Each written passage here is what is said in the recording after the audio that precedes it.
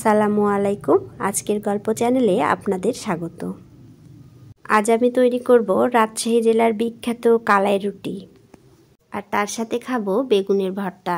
এই ভর্তা আমি বেগুনটাকে আগুনে পুড়িয়েই তৈরি করব। কালাই রুটি নাম হলেও এই রুটি কিন্তু শুধুমাত্র কালাই আটা দিয়ে তৈরি করতে হয় না। এই আটার সাথে গমের আটা, চালের আটা, ভুট্টার আটা, বিভিন্ন ধরনের আটা মিক্সড করে যদি রুটিটা তৈরি করা হয় তাহলে রুটিটা অনেক ভালো হয়। আটার পরিমাণটা হবে এমন, যদি 1 কাপ কালাই আটা নেওয়া হয় তাহলে 2 কাপ চালের আটা, 1 কাপ ভুট্টার আটা আর অল্প সামান্য একটু গমের আটা। আমি মরিচ বাটাও তৈরি করব। মরিচ, পেঁয়াজ, ধনেপাতা একসাথে পিষে, লবণ দিয়ে পিষে, তাতে সামান্য অল্প একটু জিরা ছিটিয়ে আর সরিষার তেল দিয়ে। কালাই রুটি তৈরি করা খুবই সহজ। আমি নর্মাল পানি দিয়ে আটাটা এইভাবে লবণ দিয়ে আর পানি দিয়ে এইভাবে মাখিয়ে নিয়েছি।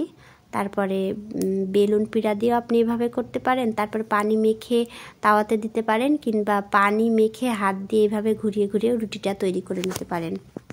মাটির খোলাই হচ্ছে কলাই রুটি তৈরির জন্য পারফেক্ট, তবে আমার কাছে নাই, তাই আমি মাটির তাওয়া ছাড়া কড়াইয়ে পারফেক্টভাবে কলাই রুটি তৈরি করব।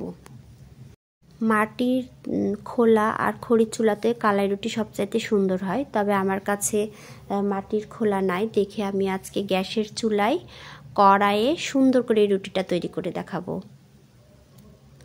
প্রথমে রুটিটা আপনি ভালোভাবে মাখিয়ে নিয়ে তাওয়াটা আগের থেকে গরম করে রাখবেন, তারপরে রুটিটা দিবেন। দেওয়ার পরে বেশ কিছুক্ষণ পর রুটিটা একা একাই তাওয়া থেকে ছেড়ে যাবে, তখন উল্টে আর এক পিঠ সেঁকে নেবেন। একটু সময় সাপেক্ষের ব্যাপার, তবে একটু সময় নিয়ে ধীরে ধীরে তৈরি করলেই সুন্দর রুটি তৈরি করতে পারবেন। তবে কলাই রুটি তৈরি করার সময় অবশ্যই পানি মেখে তারপরে তাওয়াতে দিতে হবে।